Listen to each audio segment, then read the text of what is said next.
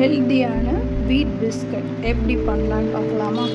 அதுக்கு 1 கப் கோதுமை மாவு, 1/2 கப் பவுடர் சுகர், அதுக்கப்புறம் 150 ml or 100 ml ghee, butter, இல்லைனா உங்களுக்கு கோகோனட் ஆயில் கூட எடுத்துக்கலாம்.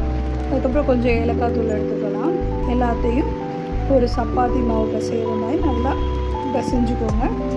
பிசைஞ்சிக்கிட்டு உங்களுக்கு வேண்டிங்கிற ஷேப்பில் எந்த ஷேப் வேணுமோ அந்த ஷேப்புக்கு பிஸ்கட்டை குட்டி குட்டியாக எடுத்து ஏர் ஃப்ரையரில் வைக்கிறதுக்கு ஏர் ஃப்ரையருக்கு ஒரு பவுல், அந்த பவுலில் வச்சு உங்களுக்கு பிடிச்ச ஷேப்புக்கு வச்சு அழகாக இது பண்ணி அதுக்கு மேலே நீங்கள் முந்திரி வச்சுக்கலாம், பாதாம் வச்சுக்கலாம்.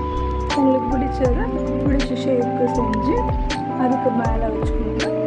வச்சுட்டு அதுக்கப்புறம் ஏர் ஃப்ரையரில் 180 டிகிரி செல்சியஸ்க்கு 20 மினிட்ஸ்